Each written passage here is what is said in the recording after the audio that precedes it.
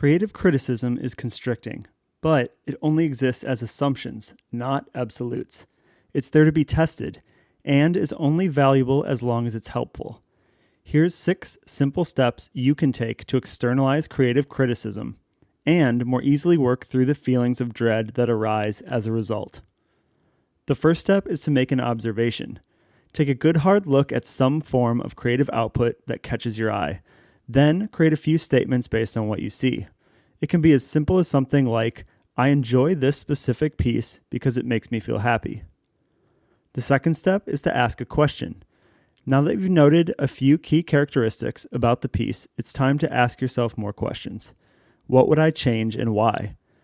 If I took out this bit, would that affect the outcome? Did the designer, writer, videographer, etc. viewpoint come across effectively?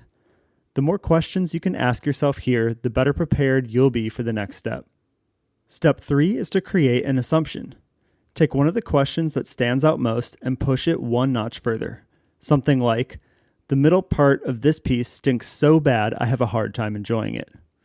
Assumptions will be different for everyone, especially in creative pursuits, so don't get too hung up on this step.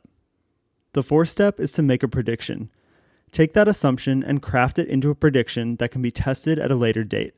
Something like, I think that if I change the middle part to be more colorful, that it will resonate more with my target audience. It's important that the prediction you're making is as specific as possible because every future creative change will be gut-checked against it. The fifth step is to test the prediction. This is where most mistakes get made. Without a prediction to test, your work will be judged purely based on its structure and decoration, and that's where things are most likely to spiral out of control.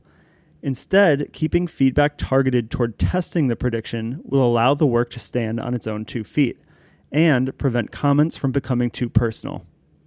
The sixth step is to iterate. Taking the outcome of the test, you can then begin to repeat these steps in order. This helps to more easily pinpoint what needs to be changed and why, so that you can more effectively work toward a more applicable solution for everyone involved.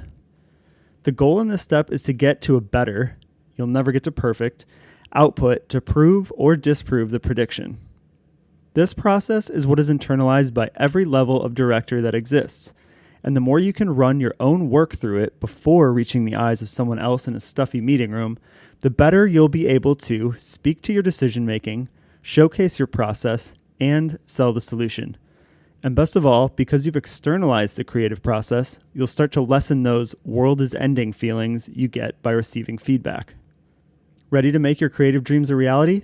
Head on over to thecalculatedcreative.com for more actionable tips to help you move from inspiration to realization.